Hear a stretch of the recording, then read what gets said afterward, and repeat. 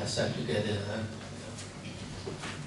Namo tassa bhagavato arahato samma sambuddhassa. Namo tassa bhagavato arahato samma sambuddhassa.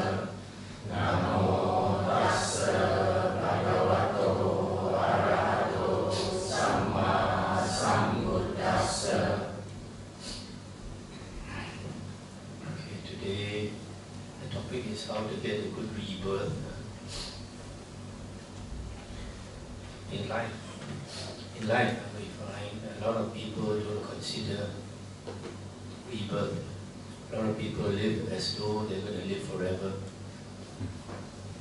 And they are very worried about this life only. But if you think carefully, how long will this life last you? The average says 75 years. Person lives up to 75 years. But then after that, we have an eternity of time in samsara. So, to be worried only about this life is being short-sighted. Being short-sighted, because you should look further than this life.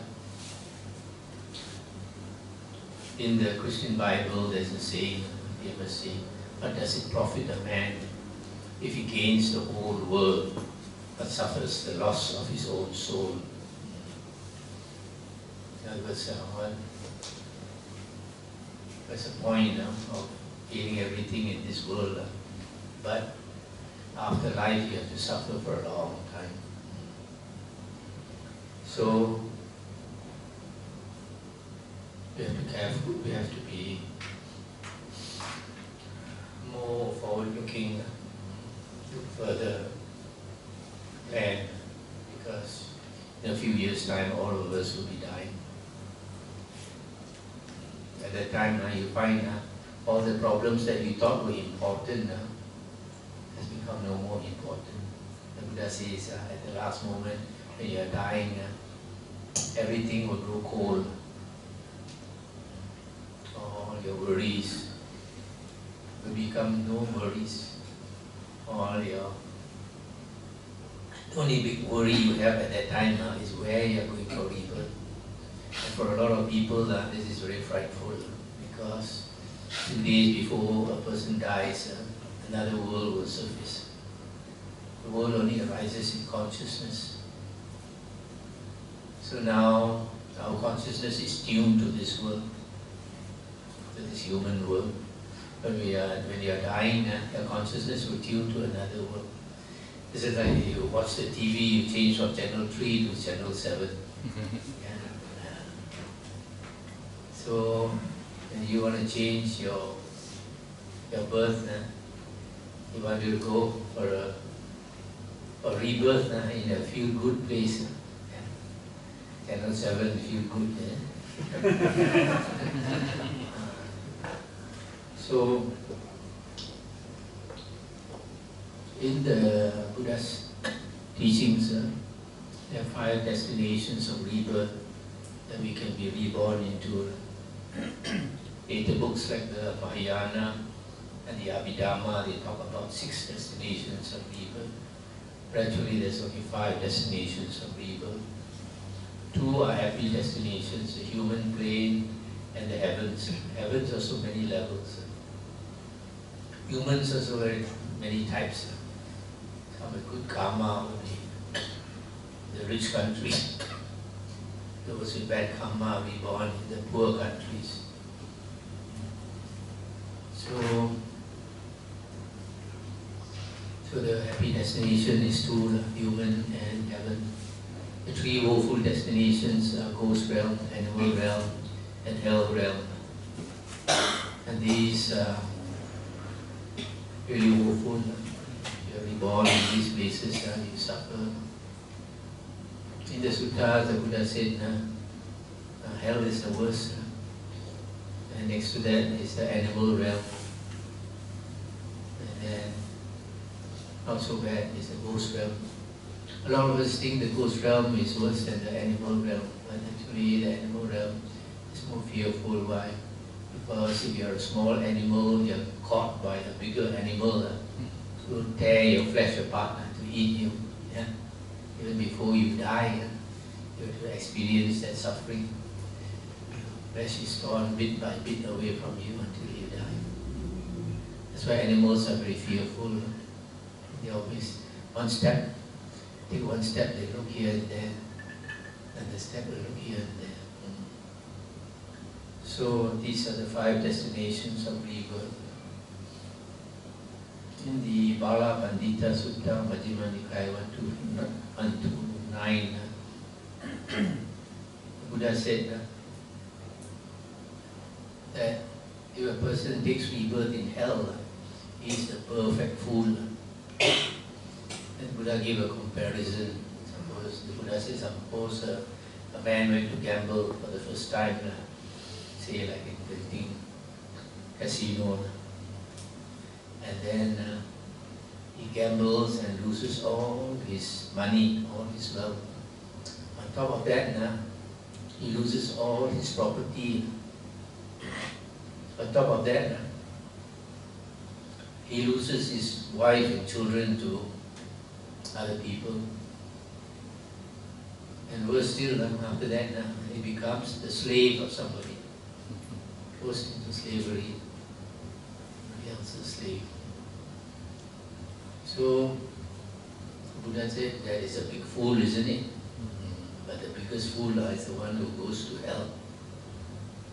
Wasted his life and to suffer for so long in hell, seems like an eternity. And the Buddha said, a person who is reborn in heaven is the perfection of the wise man's grave. So a wise man is reborn in heaven. Now what determines our rebirth? On the night of enlightenment, when the Buddha was about to become enlightened that night, the first watch of the night, after attaining the 4 jhanas, the psychic powers came. Then the first watch of the night from 6 to 10 p.m., the Buddha recalled his past lives. He looked into his past many lifetimes. And the second watch of the night from 10 p.m. until 2 a.m., he used his divine eye or psychic eye to see living beings passing away and taking rebirth, passing away and taking rebirth. And he came to realize where a being takes rebirth depends on his karma. Those beings that do evil karma, that means harm other living beings, they go to the woeful plains of rebirth. Those beings that harm, that benefit other beings, they go for a good rebirth either in the human realm or the heavens. So the Buddha said there are 10 types of evil karma that bring us to the woeful plains of rebirth. These 10 types of evil karma can be divided into body action, speech, and mind. The body actions are the 3 evil or unwholesome actions to the body is killing, stealing, and sexual misconduct. So this is what you can do wrong with your body. The verbal evil karma, this one is lying or cheating. Second one is divisive speech. You hear A talking bad about B, and then you go and report to B. A said this and that about you, and it caused the 2 of them to quarrel. So this is divisive speech. The third is coarse speech, using abusive language, vulgar language, etc. And then the fourth is idle gossip, wasting your time. So this is 4 verbal misconduct. And there are 3 mental wrong actions. The first one is covetousness. Covetousness means wanting other people's things, wanting other people's property, wanting other people's husband or wife, etc. Over greedy. The second one is ill will, having a lot of anger, constantly angry every day, becomes a habit. Third one is wrong view. Wrong view means not believing in karma vipaka, not believing that if you harm others, you will have to suffer for it. Not believing that if you do good, benefit others, you will get rewarded for it. Also not believing that there are destinations of rebirth. Some people, they think after we die, everything, the story has ended. But the story has just begun. People, they don't understand, and they think, oh, I suffer so much, I better commit suicide now. That will end all my suffering. But then after that, he gets to know suffering just started after he committed suicide. However much we suffer in the human realm, it's suffer compared to woeful plains of rebirth. Very little compared to the woeful plains of rebirth. The other thing about wrong view is not believing that there are holy men who practice the holy path and become holy. So these are the 10 evil karmas that you can do. Killing, stealing, sexual misconduct, lying, divisive speech, coarse speech, idle gossip, covetousness, ill will, and wrong view. So you need to avoid these 10 types of evil karma. And then to get a good rebirth, we need a lot of blessings, a lot of good karma. Good karma means not doing the 10 evil karmas, but more than that, it means doing 3 things that will give you a lot of blessings. Dana, Sila, Bhavana. Dana is charity, being generous, helping those that need your help. And then Sila is not harming other beings. So this refers to Aryan Sila. Aryan Sila in the Aryan Eightfold Path consists of the factors of, you can say, right thoughts, right speech, right action, and right livelihood. And basically this consists of 7 precepts. The 7 precepts are 3 body precepts: not to kill, not to steal, not to commit sexual misconduct, and 4 verbal: not to lie or cheat people, not to engage in divisive speech, fairy tales, not to engage in coarse speech, abusive speech, and not to engage in idle gossip. So this is Sila. Sila is harder to do than Dana. So the merit is more. Then the third is Bhavana. Bhavana is development. Development means development of your mind and development of your character. And this consists of the last 3 factors of the Aryan Eightfold Path. Right effort, which is to get rid of unwholesome states and develop wholesome states. Right mindfulness, being mindful of the body, feelings, mind, and Dhamma. These 2 is called Vipassana. If you practice right effort and right mindfulness, you will develop your character, change your character from a Ngao Ching to a Deva or Devi. Ngao Ching is animal nature. So that is Vipassana, consisting of those 2 factors: development of character. And then right concentration is development of the mind, because if you can get right concentration, states of samadhi, jhanas, then you would have eliminated the 5 hindrances. When you eliminate the 5 hindrances, your mind becomes a clearer mind, a focused mind. A lot of people, a lot of us, we have blur mind. You have a blur mind when you listen to the Dhamma, a bit hard to penetrate. So, Dana and Sila, you can say, is worldly blessings. Bhavana is spiritual blessings.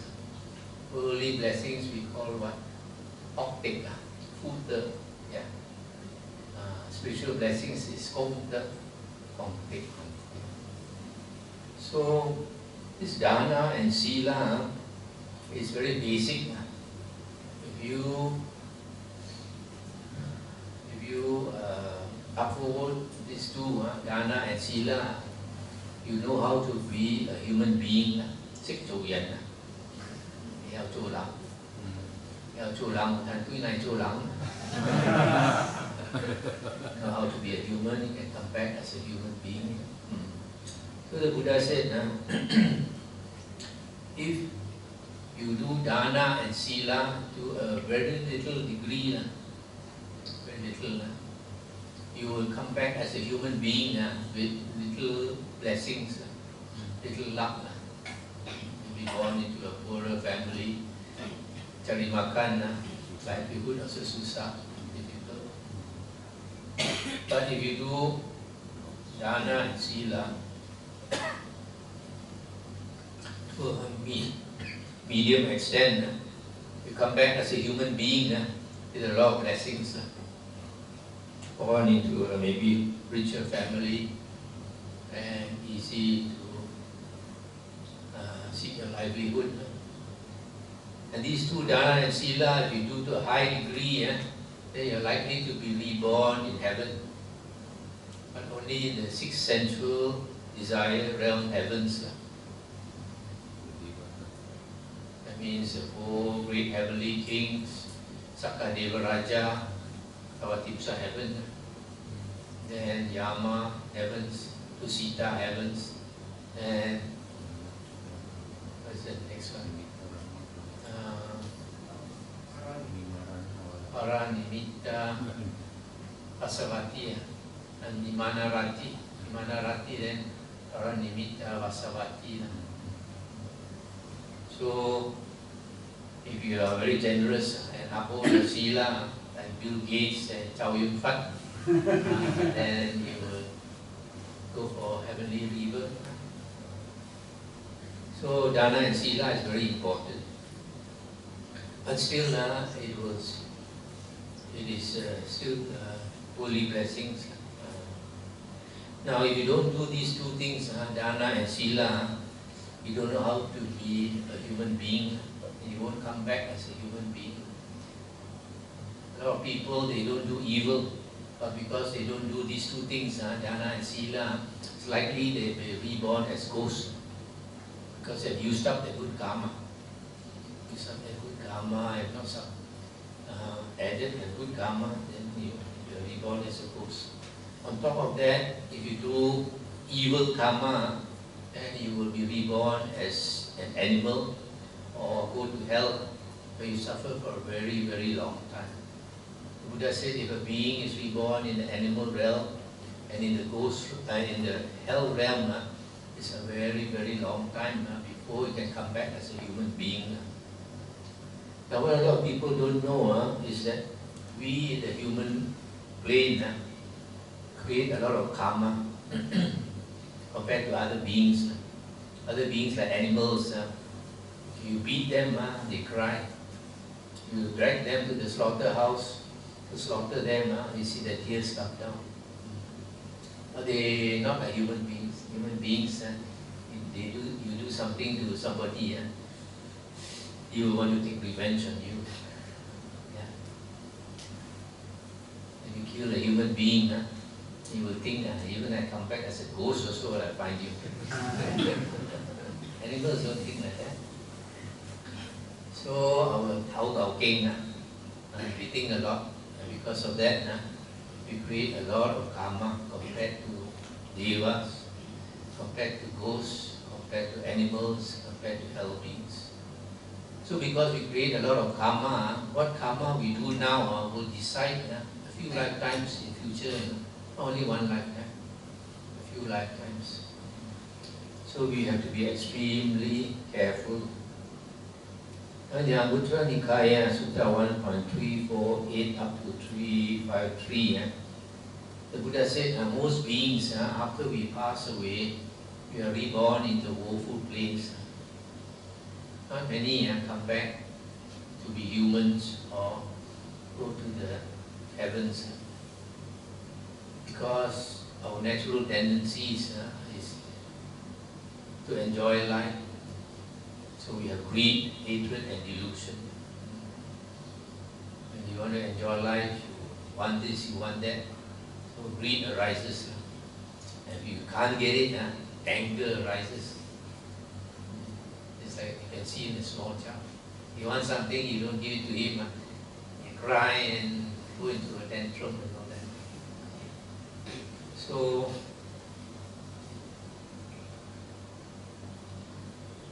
the Buddha said that this karma is very important. The type of karma that you do determines your character. Now, what determines the karma you do? There are some people, they are prone to do evil karma more, unwholesome actions. And some people who are prone to do good karma. Yeah. Why the difference? Because of our mind. If you have a wholesome mind, you will tend to do wholesome karma. If you have an unwholesome mind, you will tend to do unwholesome karma. In the Dhammapada, verses 1 and 2, the Buddha said, mind is the forerunner of all states. Mind is chief, mind-made are they. If one acts with a pure mind, happiness follows one. If one acts with an impure mind, suffering follows one. So that's why in Buddhism, mind is so important.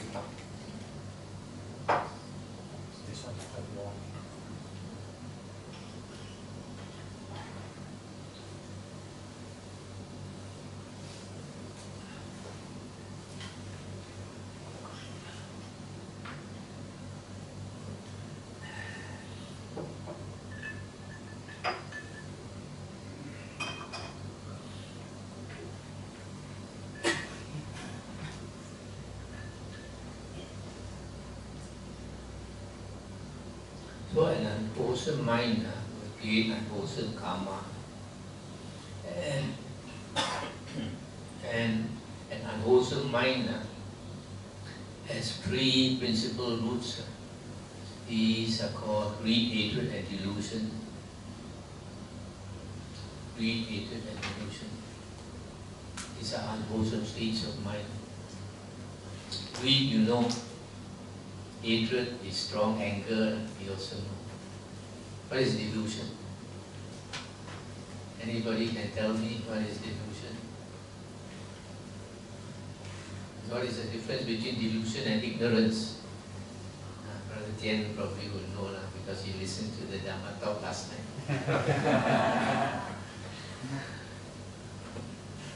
Not knowing the true nature of things. Not knowing the true nature of things. Yes, which one? Not knowing the true nature of things. It's delusion. Delusion, yes. Delusion, I would think, is a very blurred state of mind. Very blurred state of mind, so that you cannot see things as they really are. A very unfocused mind, a very scattered mind. So such a person, you teach him the Dhamma, so he cannot get right view. Because he cannot focus. Camera bị ổn now. Cannot focus. So that is delusion. And because of these three things, greed, hatred and delusion, a lot of other things, unwholesome states arise. For example, selfishness. Because of your greed, you're selfish. Then, because of your blurred mind, you're sloth and torpor.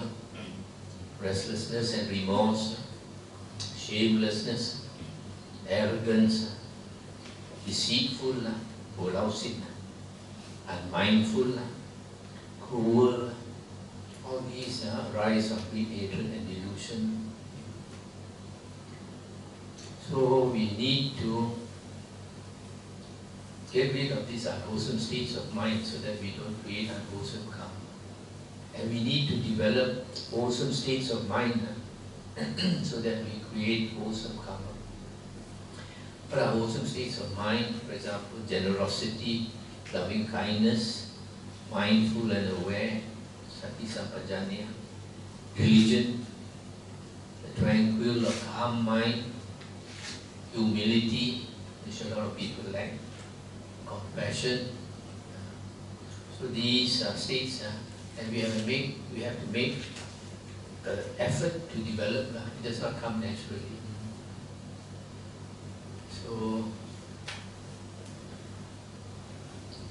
So unwholesome states of mind will create unwholesome karmas, which will bring you to woeful planes of rebirth. Whereas wholesome states of mind will make you create wholesome karmas and you get happy destinations of rebirth. So our mind states, whether it's wholesome or unwholesome, determines our character. And our character, you can see, will develop your inner being. In Hinduism, they talk about astral body. In Buddhism, you seldom hear about astral body. But it doesn't mean there is no such thing. This astral body basically is soul. Most of us think that soul is something that is permanent, everlasting. But that is because of Western writings. Because most Westerners are Christians. So they say that the soul is permanent. There's a Christian belief that the soul is permanent. And also an Islamic belief that the soul is permanent. Once you die, the soul will live on forever and ever. But this is not necessarily true, because if you check the English dictionary, Oxford English dictionary, which I did, you look up the word soul, it says it is the spiritual part of man, often assumed to be permanent. It's only assumed to be permanent, it is not necessarily permanent. So, it is the spiritual part of man. Now, in the suttas, there is some evidence that this soul exists. But of course, our Buddhist soul is different from the Christian soul. Our Buddhist soul is impermanent and change. Because in Buddhism, everything is impermanent. But in Buddhism, we have teachings like Abhidhamma, which say definitely there is no soul. Because they believe that when a being dies, nothing comes out of the body. But that's not true. And they believe that when a being is born into the womb, there's no being that enters the womb. They say at the most, it is consciousness that enters the womb. But in the suttas, you cannot have consciousness entering the womb. Why? Because consciousness cannot stand on its own. Consciousness arises, the Buddha said, for example, I consciousness arises. First, you have two conditions. One is there must be the I. Secondly, there must be a form in front of the I.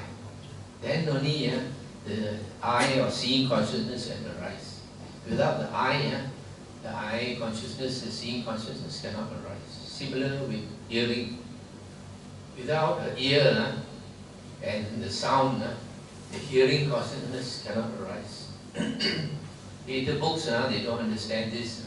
That's why they say consciousness can exist by itself.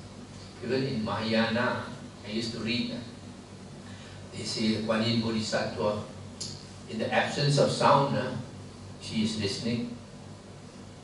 In the absence of sound, you cannot listen because there's no hearing consciousness. You must have an ear, you must have sound.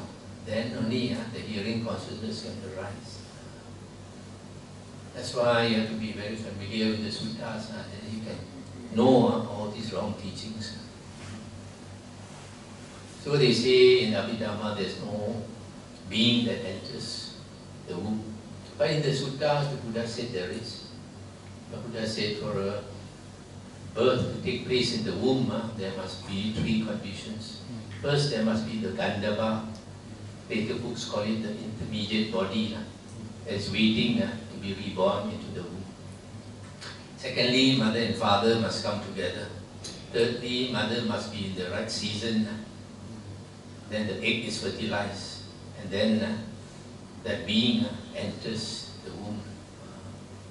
So another sutta also says there are 4 types of beings that enter the womb. One enters the womb unknowing, blur blur, stays in the womb also unknowing, comes out of the womb also unknowing. Another type enters the womb unknowing, enters the womb knowing, then he stays in the womb unknowing, and comes out also unknowing. The third type enters the womb knowing, stays there knowing, but he comes out, he does not know. The fourth type is like our bodhisattva, enters the womb knowing, stays in the womb knowing, comes out also knowing. Very clear mind. So you see, the sutta say there is a being that enters the womb. And not only that, in the Majjhima Nikaya, Venerable Sariputta was advising his friend, talking to his friend. And he said, if a man's karma is so heavy, so bad, that he's destined to be reborn in hell, the moment he dies, the hell beings will come up and drag him down to hell. That's why we Chinese, we say, Gu Tao Bia Min, Ngao Tao Ma Min. So what do they drag? They don't want his smelly cocks. They drag his soul down. Because when he dies, he will leave the body, he will leave the corpse. What leaves is the spiritual body. Actually, all of us are spiritual beings. Of the 5 destinations of rebirth, you find 3 are spirits, 2 are flesh bodies. These 2 flesh bodies we say reincarnation. The human and the animal, we have flesh body. The other 3 don't have flesh body. Deva, ghosts, and hell beings, they don't have flesh body. But they have a body. What body do they have? Spiritual body. So before we entered the womb, we were a spirit. Yeah. And then you entered the womb, entered the egg in the womb. And then the egg started to grow and became your flesh body. So our flesh body is like a shell only. We are hiding inside the flesh body. So when we die, we have to let go of the flesh body and take rebirth again. So this shows the suttas that there is such a thing as a soul. But the soul, of course, you must remember, is always impermanent. Now, the other thing in the suttas that gives this evidence is that the Buddha has several psychic powers. One of the psychic powers is to be able to come out from the top of his head. This astral body can come out, come out of the top of his head. And sometimes he comes out, for example, in the middle of the night. Venerable Moggallana had just become his disciple, struggling very hard to meditate, trying to fight sleep. Night after night, he refused to sleep. You know, when you refuse to sleep, the body just cannot stand. So even though he tried very hard, he fell asleep middle of the night. And the Buddha came up on the top of his head, went to him, and asked him to wake up. Put more effort, he got a shock. Buddha so far away has come to him. And he realized the Buddha is using CCTV to watch him. Next night, the same thing happened. Struggled so hard, still fell asleep. Again, the Buddha went to him. 7 nights like that, night after night. So because he struggled so hard, 7 days he became an arahant. So this is another evidence that there is this astral body inside us, the spiritual part of us that can come out. That's why nowadays you have a lot of, you see in the internet, out of body experience. Yeah. Last time I thought also there's no soul, because I had the wrong concept that soul is something that is permanent. But when I checked the dictionary, then I realized not necessarily a soul means something that is permanent. It's just that people don't understand the word soul. Nowadays I just got news, people saying, this Venerable Dhammavuddho, we talk, say we all have a soul. Where got soul, they say. That's because they don't understand the word soul. They think soul is something permanent. So they purposely misquote me. They don't clarify that the soul I'm talking about is impermanent.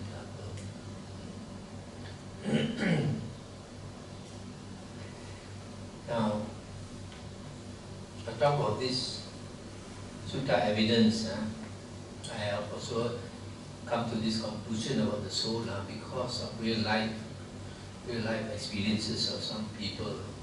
An old devotee told me many years ago, he had an auntie, very nasty character, full of hate, full of anger. 2 days before the auntie died, she was sleeping. The teeth, the akula teeth came out so long. The children saw, children got a shock. This man who told me, he himself saw. And I said, would I have believed? Looked just like Nakula.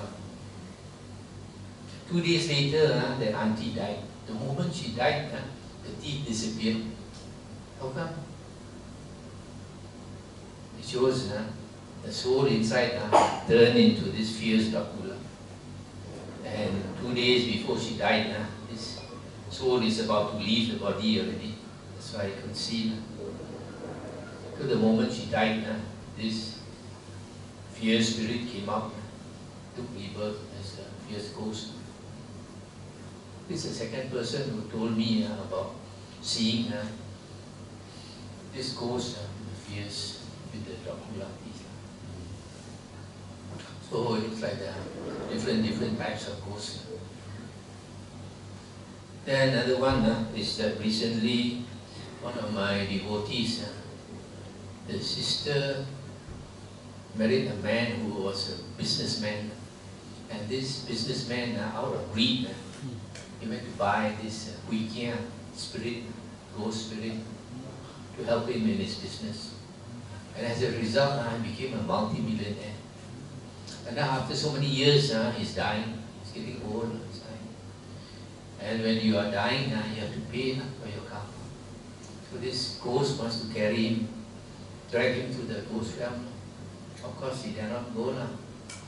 If they keep the spirit, they can see. Constantly using the spirit, can see. So at the moment, he's supposed to be dying. He refused to die, so scared. Hold on to life. And the wife said, now his face is changed. Changed until it becomes such a fierce ghost. Cannot recognize him also. So you see, he's going for rebirth in the ghost realm. You can see him. He's going to die already. This ghost is coming out. And then another real life experience, somebody told me, it's a quite strange incident. This man who told me he must have been a gangster before. He said there were 4 people who wanted to kill him. Maybe he was a night cop or something.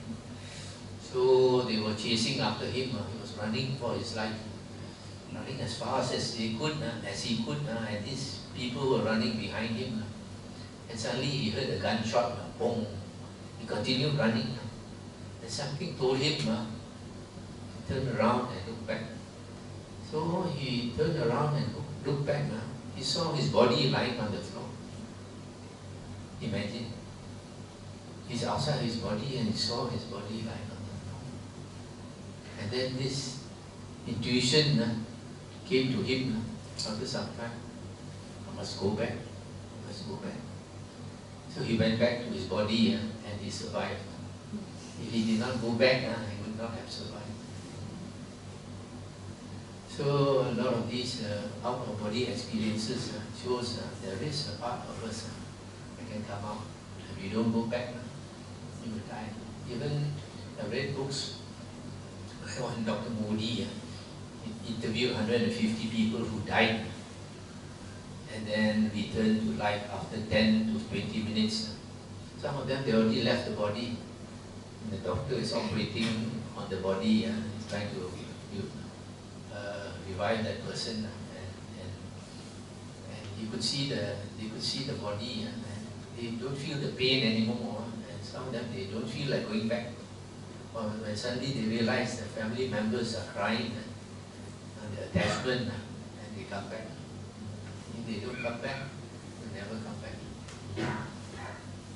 So all this shows that there is a basis of this astral body, this soul, this impermanent soul. So if we practice the Dhamma, and if we do the basic dana and sila, we come back for human rebirth.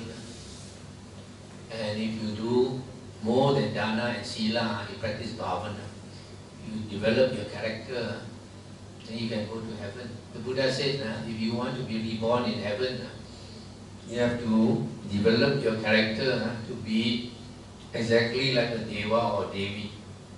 So if you have developed your character to be like a deva or devi, that means the soul inside has turned into a deva or devi. So automatic, when you die, you will go to heaven.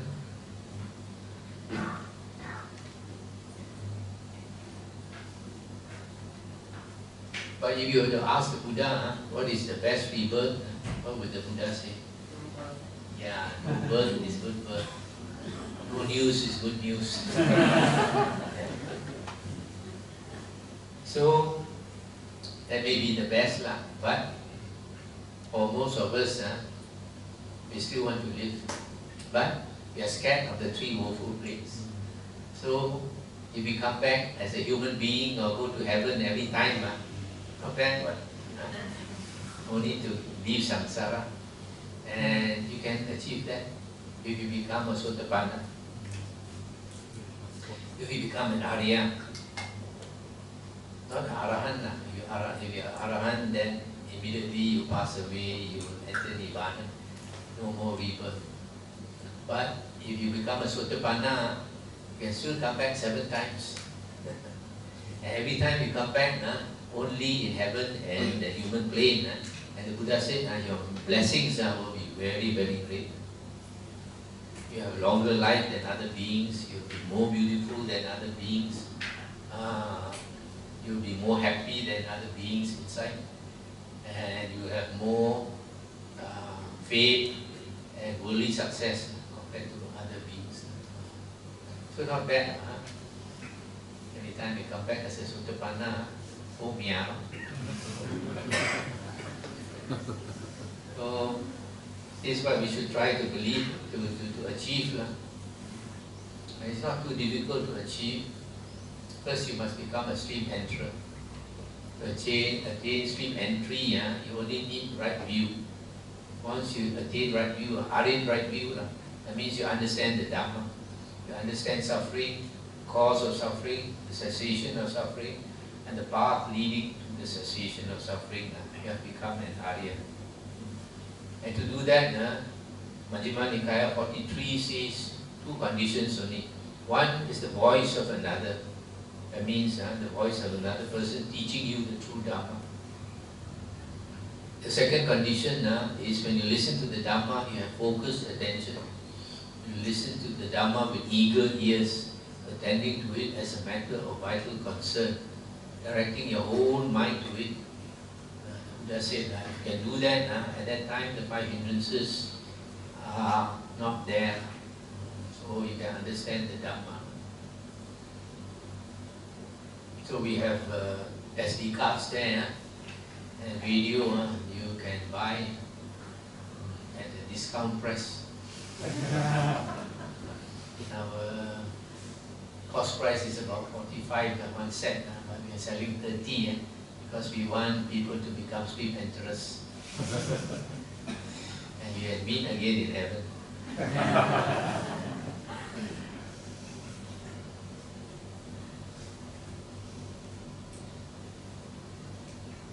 Lastly, I'd like to talk about some false beliefs. In the Anguttara Nikaya 5.43, the Buddha said, what we want, we cannot get by praying for it. Cannot get by making vows. Cannot get by crying for it or thinking about it. Buddha said you can get, why is there so much suffering in the world? Whenever we have difficulty, either we cry or we pray or whatever, we don't get what we want. If we can get, then the hell beings, they're crying every day. Who is helping them? Praying for help. Ghosts also crying every night, praying for help. Who is helping? Nobody can help.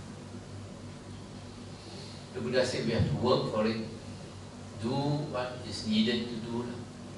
So like to end our suffering, we need to practice the Aryan Eightfold Path. It's not like so simple like some, like Iquantao, they say, you give 10 ringgit, oh Mia, registered your name in heaven already. This tiam. And like Amitabha, the Pure Land, they say you recite Buddha's name, you will be reborn in the Pure Land. If that can happen, so many Buddhas have come, they would have brought every being to heaven already. And then there are some people, they say, the last thought moment very important. As you are dying, if you think of a good thought, you go to a good place. It's basically, in Theravada, is from Abhidhamma. Abhidhamma, they talk about a rebirth linking consciousness. You see, there's a consciousness when you are dying, you link to the next life. So if you have a good thought, your next life you have a good rebirth. And this is not so simple. It's not so simple. When we are dying, the doctor will examine us and then see if your breath has stopped, your pulse has stopped, that means your heart has stopped. The doctor says you have died. The Buddha says you have not died. Buddha says there are 3 conditions for you to die, needed for you to be really dead. One is your vital energy has ceased. Chi, vital energy, chi has ceased. Secondly, your thought has ceased. The mind has stopped working. Thirdly, your body heat has ceased. Before you come to the stage of clinical death, where the doctor says you have died, your other senses will close one by one. Your eyes will close, your ears will close, your nose, your tongue, your body will close. Last is your mind. So after the doctor says that the person has died, generally he is not dead for another maybe 4 or 5 hours. And during these 4 or 5 hours, he is not aware of the outside world already. He's dreaming. And that dream state, he has no control. That dream state depends on your character. If you are a Naocheng, you're probably dreaming you're fighting. Take rebirth as an animal or something. If you're a cultivator of the holy path, you're a good Buddhist, you'll be thinking of dana, sila, bhavana, meditation, all good thoughts, wholesome thoughts. So you go for a good rebirth. So our character is the one that determines the really last thoughts.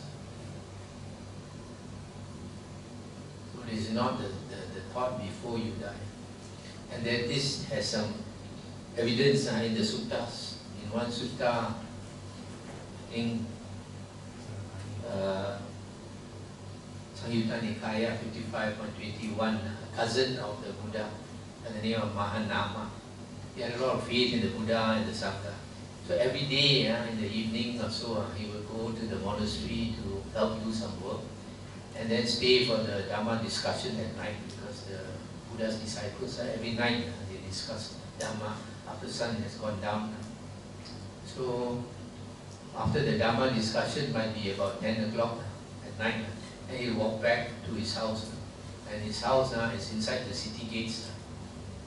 And during the Buddha's time, all the monasteries were forest monasteries, a few kilometers from the town. So every night he has to walk back in the dark, because no street lights at that time. So one day he asked the Buddha, I said, Bhagavan, every night I walk back like that, I was thinking one day maybe I might die a tragic death. Maybe run away, carriage may knock me down, or a wild bull may knock me down, or I might get murdered or something, a wild animal might kill me. And he said at the moment when he's dying, it's a frightful death. He asked the Buddha whether he'll go for a bad rebirth. The Buddha said, don't worry, Mahanama, for a long time you have taken refuge in the Buddha, Dhamma and Sangha. Meaning he has listened to the Buddha teachings for a long time. The Buddha said, your mind has become elevated due to faith in the Triple Gem, due to Bahu, Satcha, much learning of the discourses of the Buddha, etc. The Buddha said, all these qualities will bring you for a good rebirth. So you see, even though he dies a very frightening death, it doesn't matter. He slips into a state where he goes into the mind. So the state of our mind is extremely important. That's why in Buddhism, mind is foremost. Mind is a forerunner of all states. Mind is chief. Mind made Bhante. So I guess I shall end here and invite any questions. I think your last one about this Mahanama, the last circumstances when affect the mind and the birth, has it got anything to do with the Sarakani? No, nothing to do with Sarakani. No, I mean Sarakani's circumstances. Because Sarakani is supposed to be a drunkard, then he was called as a Hey, don't say he's a drunkard. He always habitual drinker, right? No, he drinks once in a while. I thought he was There are many Buddhists, especially those in cold countries. At night when it's cold, they drink a bit before they go to bed. He doesn't get drunk. I think labeled as a drunkard.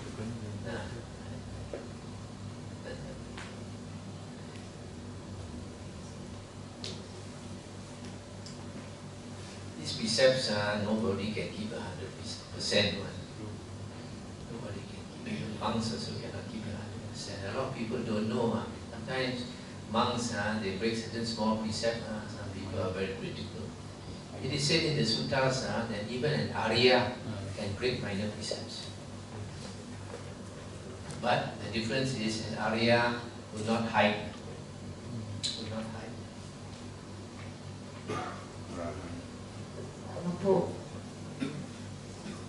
You have given some example of people about to die and show their true character and going to the woeful plane.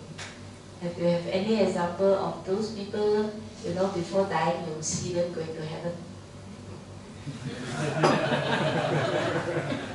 Many years ago, in Penang, we had one Navy officer.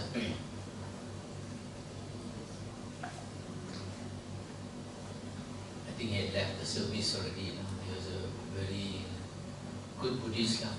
Frequently come. At that time I was staying with Bhante Sumano in Penang, and he would come and do dana very often with the wife, sometimes with the children. And then he developed cancer. And one day the wife wanted to go shopping, market or something. So asked the neighbor or couple to keep an eye on keep an eye on him.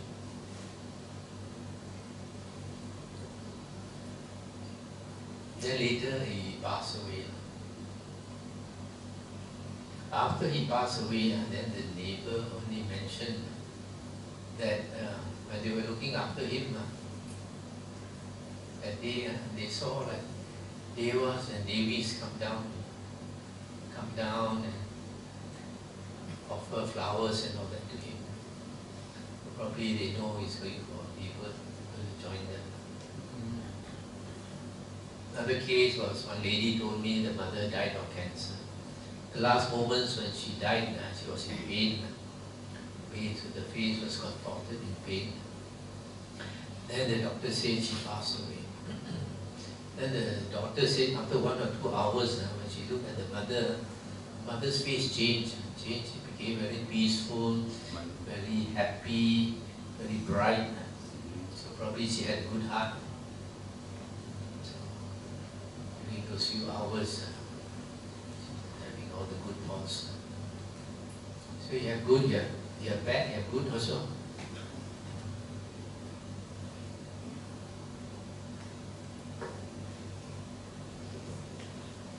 Bhante, you mentioned about Arya and Sotapanna. Actually, I don't really understand what's the difference between Arya and Sotapanna. Arya refers to the 8 holy persons. First path, first fruit, second path, second fruit, third path, third fruit, fourth path, fourth fruit. The fourth fruit person is a totally liberated, totally enlightened person. It means the Sammasambuddha, a Buddha willing to teach. It also includes a Pachika Buddha, a Buddha who does not want to teach. And then it includes the Arahant disciples. These are all liberated. Okay, that is the fourth fruit. Now in the suttas it is said that after a person attains the path, it takes some time before the path turns to fruit. Meaning, for example, a person listens to the Dhamma and then he understands, has attained sweet and clean the first path. But his character has not changed. It takes time to change. It takes time for the wisdom to mature. So after some time the wisdom matures, then only it turns to fruit. The Sotapanna is the first fruit, Arya. The second fruit, Arya, is the Sakadagami. And the third is Anagami. The fourth is Arahant.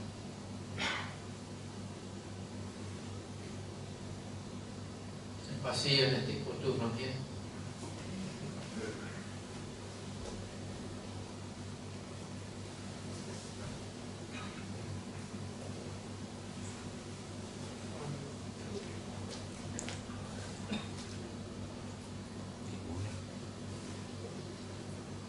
Just now when you were talking about the rebirths, and you mentioned a lot about like worldly, like for example, if you're a good person, then your next birth you'll be born in maybe a richer family and stuff like that. But I was wondering, you didn't really mention anything about like maybe you'll be born in a condition more favorable, like to learn the Dhamma and stuff like that. Like, does it? I don't know whether I'm wording it correctly, but what I understood was why being a good person is so like in my next birth I'll be like maybe things will be easier for me in that life. But I was wondering, will it affect like maybe my chances of meeting the true Dhamma and stuff like that? Are they related? Whether you meet the true Dhamma or not, what type of family you're reborn into, all depends on your own karma. A person's karma is very mixed. We have good karma, we have bad karma. So, there are some people, say they are rich, they like to do charity also, but they like to go and shoot wild boar, hunting. So, after they pass away, they might be reborn into a family which is richer, but their life may be short. One example is like Lo Bun Siu's son, at the age of 30-something. His father was so rich, he was getting a big fat salary every month. Suddenly he died at the age of about 35. So our karma is very mixed. But if you want to ensure that you will walk the spiritual path again, you must attain at least the lowest, which is stream entry, the lowest Arya. Once you have become an Arya, you are on autopilot. Autopilot inside, and that will lead you lifetime after lifetime into the spiritual path. Just like our Buddha. Our Buddha says that he met only one Buddha, the Buddha Kassapa, the Gatikara Sutta. He had a good friend. He was, at that time, our Bodhisattva was born as the Brahmin Jotipala. His good Jotipala, being a Brahmin, is a high caste. And his good friend was Gatikara, a pot maker. A pot maker is a low caste. His good friend. So his good friend happened to be a very close disciple, lay disciple of the Buddha Kassapa. So his good friend asked him many times to go and see the Buddha Kassapa. He refused because he was a Brahmin, he had no faith in the Buddha.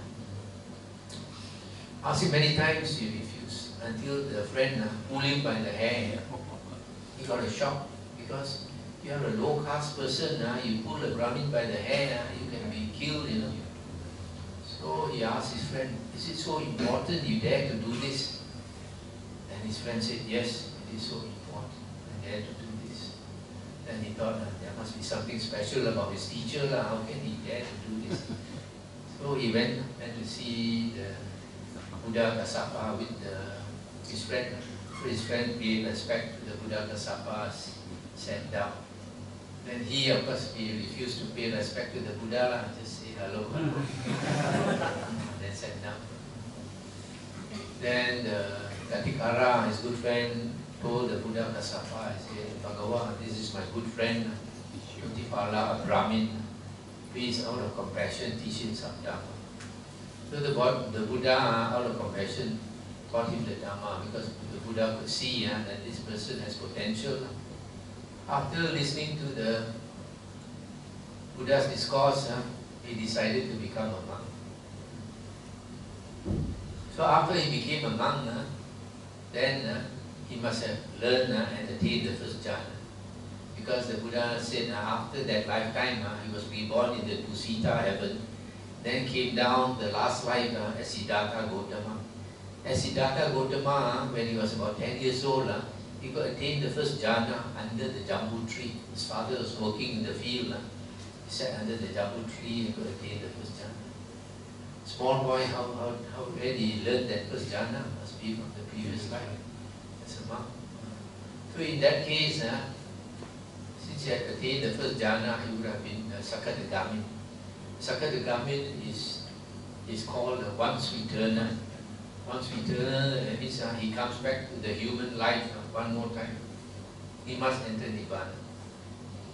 That explains why, although he was born as Siddhartha Gotama into a rich family, and he had just got married, wife, and just gave birth to a son, he also didn't understand, I'm sure he didn't understand why, but he just felt that he must leave and become a monk. So he left. Of course, the story goes that at night he stole away, but the sutta says different.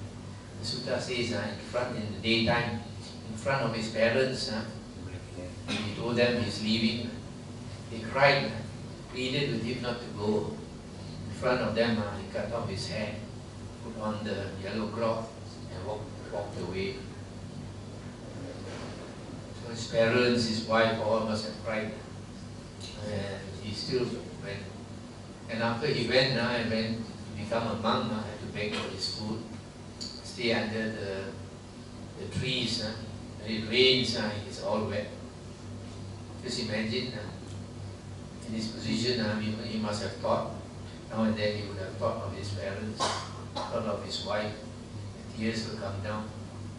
He doesn't know why, but he has to go that far. After he attained the psychic powers and looked into his past lives, then only he understood. So once you become an Arya, then you are on autopilot, safe already.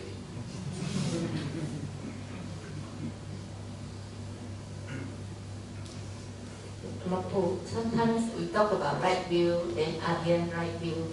So this worldly right view and Aryan right view, is there any difference? Of course, worldly right view I mentioned just now is not believing in karma vipaka, not believing that there are holy men, not believing that there is rebirth after you pass away.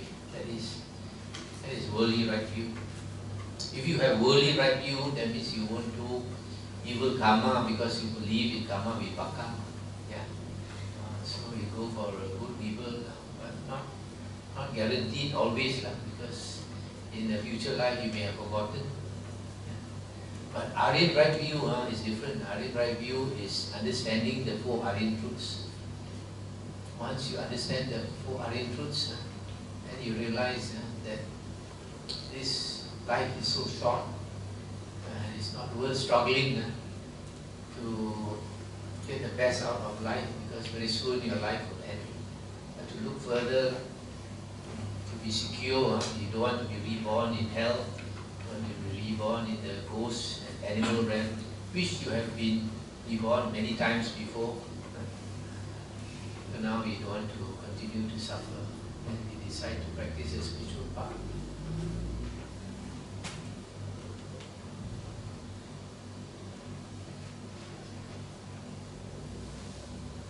It's very hard to meet the true Dhamma. Now that we have met the true Dhamma, if you don't attain stream entry, you're really a dungu. Good chance also don't know how to score the goal. Bhante, I would like to understand the offering of food and burning of paper to the deceased. Is it actually practiced in the sutta? Say again. The offering of food and burning of papers to the deceased, the dead, is it actually practiced in the sutta? In one of the suttas, the Brahmin came to ask the Buddha. He said, we Brahmins have a custom. When our relative passes away, we offer food and hope that the deceased person will get the food offering. And he asked the Buddha, well, actually they get it or not? Is it like our Ching Ming? Ching Ming, we go to the grave and we offer food and all that, the same thing. So the Buddha said, when you offer food to your departed relative, whether they get it or not, depends on where they are reborn. If they are reborn in heaven, they won't get it, they don't need it also. Reborn in the human realm also cannot get it because they don't know. Reborn as an animal also cannot get. Reborn in the hell realm also cannot get. Only if reborn as a ghost can get. Then this man asked, what if my relative is not reborn as a ghost? And the Buddha said, if this relative is not reborn as a ghost, you should have many other relatives in the ghost realm, and they will get it. So why is it the Buddha did not explain why only ghosts can get? I believe because only ghosts come back. The other realms, they don't come back. They come back to those persons whom they believe may be able to help them. Maybe a ghost story. One devotee, Nang, the wife used to, that was many years ago, when I was with Bhante Subhanu, the wife used to come and offer food dana. The husband would bring the wife, drop the wife and go off. He won't step into the temple. 2 hours later, he'll come back to bring the wife back.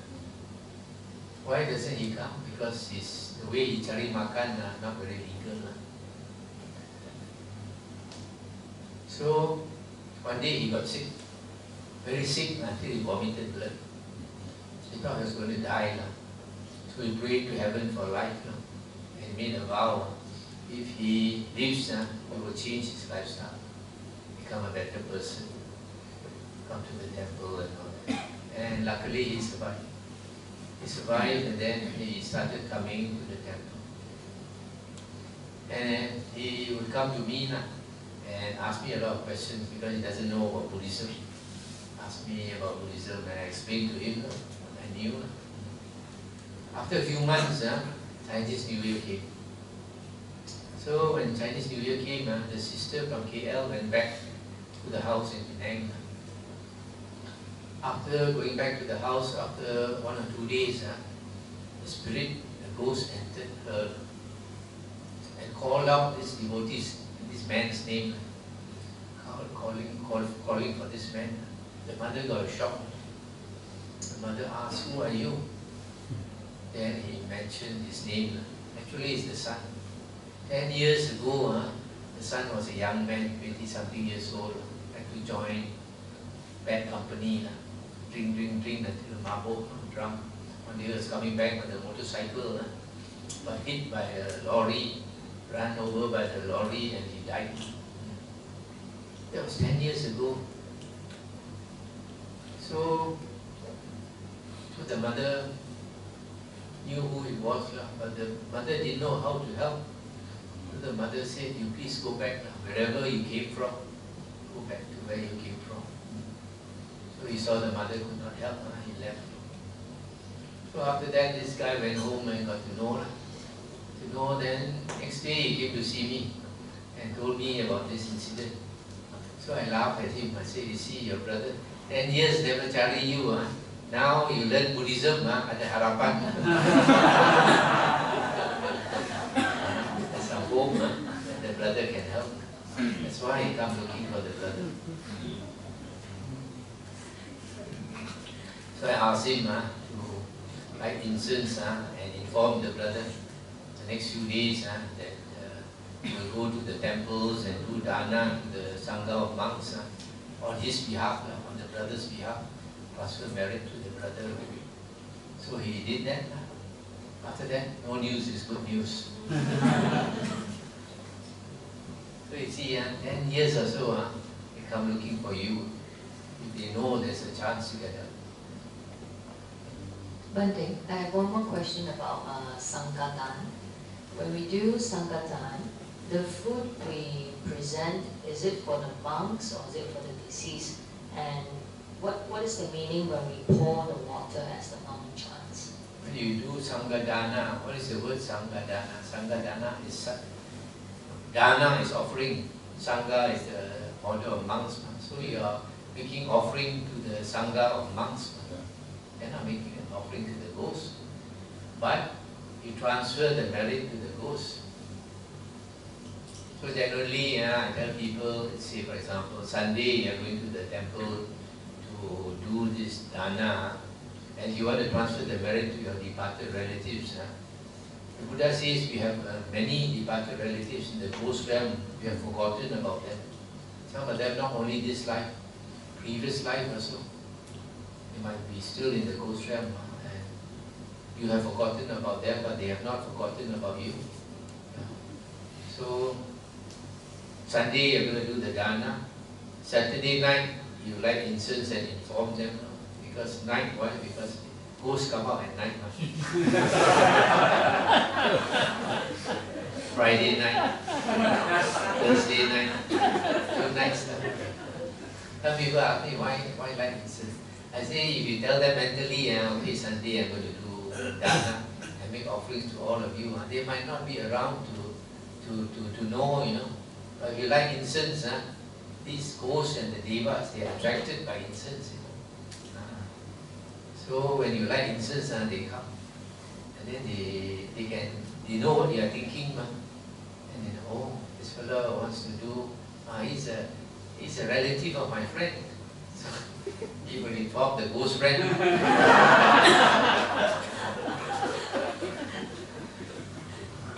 Yeah.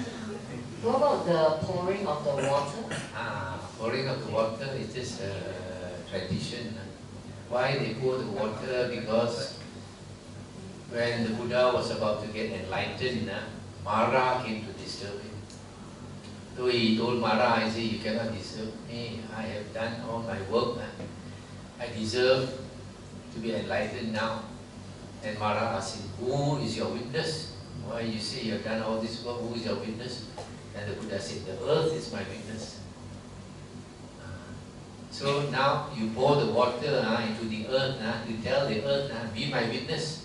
Next time when I become enlightened and Mara come into disturb, you are my witness. It's just a belief only, there's no really truth to it. No value.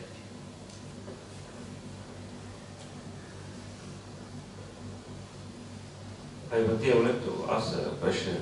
You mentioned earlier about astral projection and psychic powers. I would like to know how a person can acquire that level of consciousness, and also does it only apply to monks, or can bad people such as bomos or shamans have that power as well? Anybody can have a certain degree of concentration, but to attain the real samadhi, one-pointedness of mind, generally you have to become a monk or a nun, because it is stated in the suttas that for a person to enter the first jhana, he has to be secluded or aloof from sensual desires, aloof from unwholesome states. Then only he enters the first jhana and abides in the first jhana. Now, worldly people, you have sensual desires. So, unless you give up sensual desires, turn your back on the world. And then unwholesome states. Almost all of us have unwholesome states. It needs time to practice to get rid of unwholesome states. That's why even if you become a monk also, you need a few years, many years of practice before you can attain the jhanas. But more important than attaining these jhanas and psychic power is to attain right view. To listen to the Buddha's discourses and understand right view. Because when you attain right view, when you become an Arya, you won't be reborn as a ghost or an animal or go to hell. Some of the Buddha's disciples, many of them, they practice until they attain enlightenment. And then after that, if they want to attain psychic powers, they can, but they don't want psychic powers. They have no more ego. They don't want to show off. But for a lay person who does not know the Dhamma, if you were to attain psychic powers, it's dangerous. When you attain some powers, like some of the Bomo, the ego becomes very big. You make them angry, they'll do something to you. So it's better not to attain these things unless you are ready for it, unless you have the wisdom.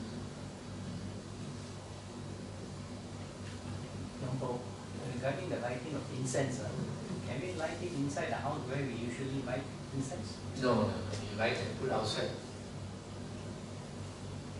Because you put outside because you want to inform the ghost.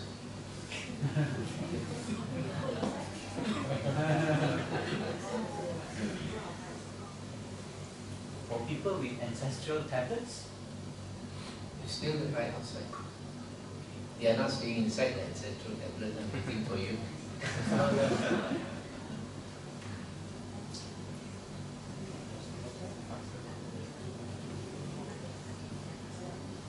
But one thing about the rebirth, because we ourselves, there's no scientific proof of rebirth. About the question about rebirth, we don't really have a scientific proof of rebirth. Can we say that we take a face value that Lord Buddha said that there's a rebirth, then we have confidence of Lord Buddha, then there's a rebirth? That's one way, but nowadays there is books about people who remember their past lives. There are a few scientists who went to interview people who remember their past lives. I think Professor Ian Stevenson is one of them. So these people who remember their past lives, they can tell you exactly what happened after they died. Also, some people have died for 10 to 20 minutes and then they came back to life. They can also tell you a bit about the other world.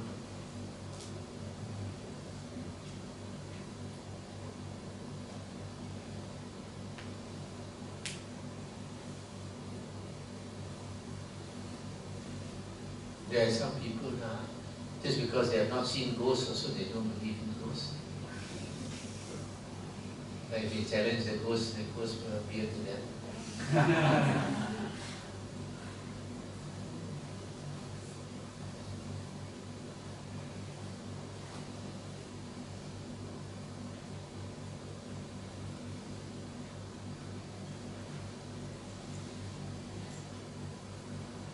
No more questions, all understood. But Bhante, the one, just now we're talking about the Arya Noble Apple Path and the normal worldly path. I still can't really understand the Aryan. I mean, what's the basic difference? I mean, from what we understand is you just take the Noble Apple Path, you really can reach Nibbana. I mean, I can't really understand the Arya Noble Apple Path. What's the real difference Between Aryan and Eightfold Path. Do you mean the Noble Apple Path and the Aryan Apple Path? no, we are not talking about the Aryan Eightfold Path and the Noble Eightfold Path. We are talking about worldly right view and Aryan right view. There's no such thing as a worldly Noble Eightfold Path. We're talking about right view. Luangpor, sometimes it's referred to as a super mundane. Right? Super mundane is Aryan in a way.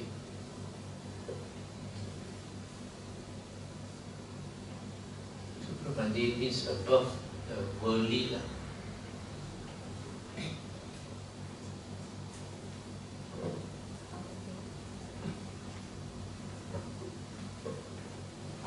In Buddhism, we always talk about mind, how important it is. But at the same time, I'm not so sure, but I just feel that the concept of heart is quite important as well. When you practice compassion, you practice loving kindness, but what's your view on heart and mind? Like, how do they work in Buddhism? Basically, it's the concept of heart. How does it work in Buddhism? Thank you. The way they are related. Heart is more like encompassing all your emotions. Yeah. Mind also encompasses emotions, everything. But in Buddhism, when the Buddha refers to the mind, he talks about there are three Pali words. One is vijnana. Vijnana is consciousness and refers to the six sense consciousness, seeing consciousness, hearing consciousness, smell, taste, touch, and thinking consciousness. Then mano is the thinking faculty. Mano is basically the thinking faculty. And the third one is chitta. Chitta is very complicated. It can refer to minor thoughts, you can refer to the whole mind. It's a bit too complicated, so the Buddha did not bother to explain too much. Don't need to know so much.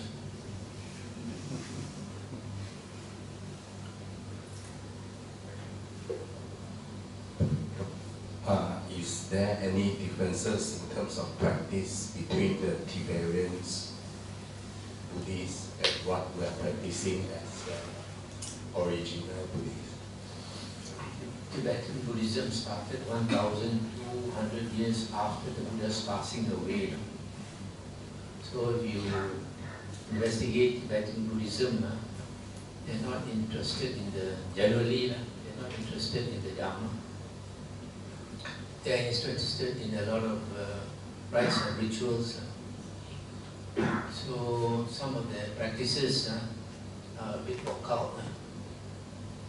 And to me, what they practice is quite similar to Mao San.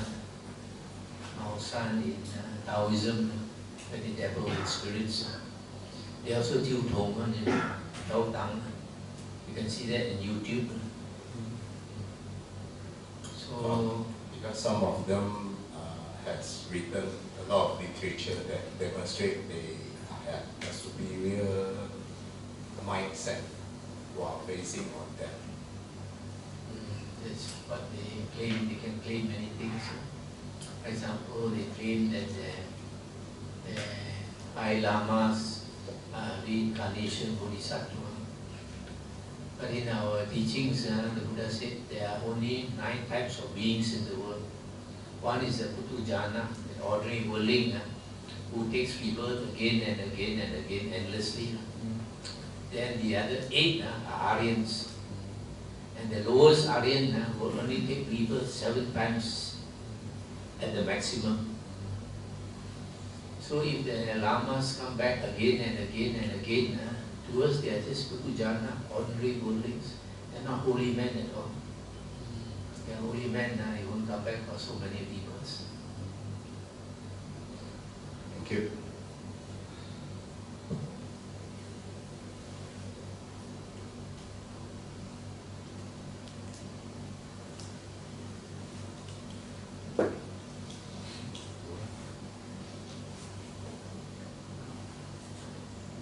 Is it important for us to know about the 5 skandhas for us to become an Aryan? The 5 skandhas, I mean about the Vihara. Is it important for us to know the detail of 5 khandhas? Because I can't really understand it well. So for us to do a good meditation and to become a Sudhamma. You need to understand the 5 aggregates of attachment, because they are the ones that keep you in samsara. It's because of attachment to your body and your mind that you cannot let go. So it does not have so much to do with meditation. It's listening to the suttas and understanding. So you need to listen to the suttas on the 5 aggregates in the Samyutta Nikaya. The Buddha said there are 3 topics that are very important. One is the 5 aggregates, another is the 6 sense bases, another is dependent origination, 12 links of dependent origination. And all these fall under the 4 noble truths. The Buddha said the 4 noble truths encompasses all the wholesome dhammas. To understand the 4 noble truths, you also have to understand the 5 aggregates and the dependent origination and the 6 sense bases. Some people, they want to achieve sweet entry, but they don't want to listen to the 5 Nikaya. There's so many suttas. Ask me which one. They want shortcut. So you have to listen to all. And listen again and again. It's so easy. You want to get first prize, willing to give only 1 ringgit. You want to get millions of ringgit. How to get? Cheap things are not good. Good things are not cheap.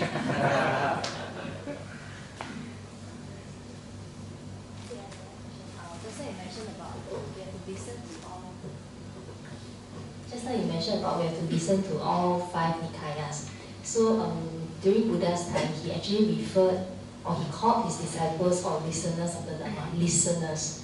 But if we are reading the suttas, we are reading any kind of Dhamma books, is it considered as we are learning the Dhamma as well? Dhamma books is no use. You have to concentrate on the suttas, the words of the Buddha. The Buddha said his teachings are perfect and complete. You go and read other books, you get wrong view. If we read the suttas, is it considered as we are learning the Dhamma? Yeah.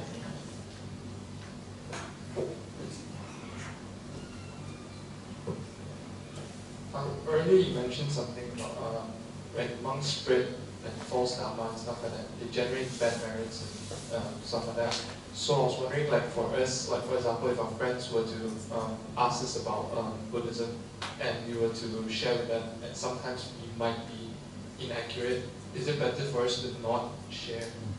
Or because we are in a way spreading false dharma as well, if we are unsure of it. You know, if you are sure, then you say. If you are not sure, don't say. And then if you are really interested, ask them to go and get an SD card.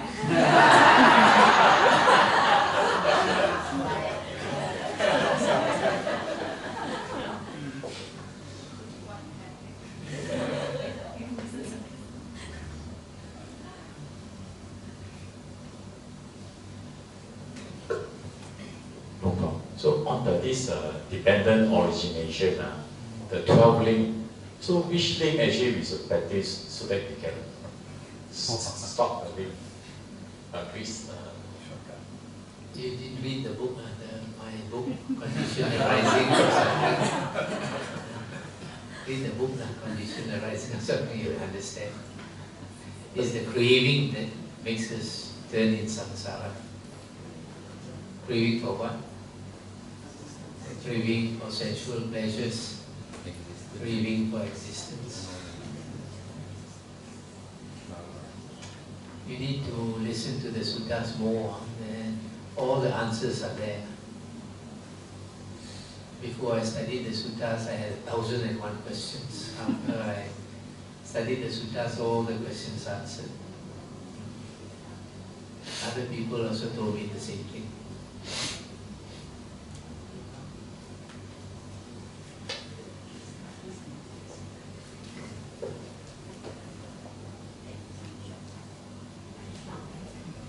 Luangpor, is it correct that if you follow fully the 5 precepts, you are able to go to heaven? And then if you follow the dana, the 5 precepts, dana and bhavana, then only you can go to the Arya path. What I mean is, if you follow 5 precepts fully, then you can able to go to heaven. The 5 precepts: not to kill, not to steal, not to engage in sexual misconduct, not to lie, not to take intoxicants. This is only sila. There's no dana. Dana and sila are still worldly qualities. So, just not harming others, but you're not generous, you're still selfish. How to go to heaven?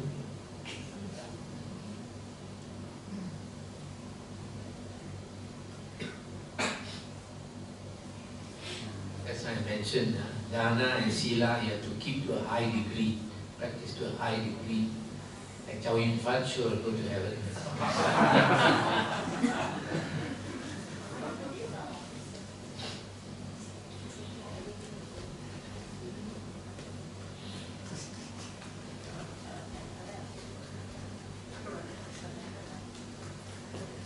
Bhante, why certain suttas that we listen to, it's very elevating and happy, and certain suttas we listen like no feeling. Thank you. Don't worry, we listen to the suttas not for the feeling. You listen to the suttas to get wisdom. When you understand, you get wisdom.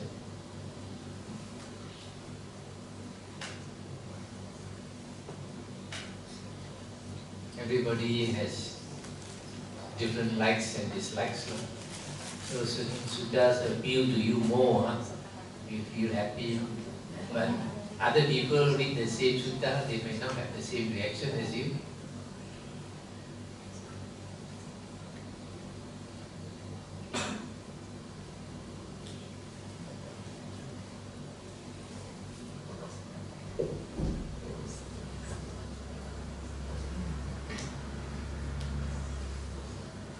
Just now the one we're talking about sila, dana, bhavana. In Buddhism, we really talks about sila. I mean, other religions they also talk about dana and sila. but they didn't concentrate a lot on bhavana. This means, let's say for example, is a Muslim, you do a dana, sila, but don't have bhavana, so it's not able to go heaven. I mean, compared to a Buddhist, is able to heaven compared to a Muslim. And see, just now you didn't remember what I said. I said if you do dana and sila to a high degree, you will go to heaven. Doesn't matter what religion you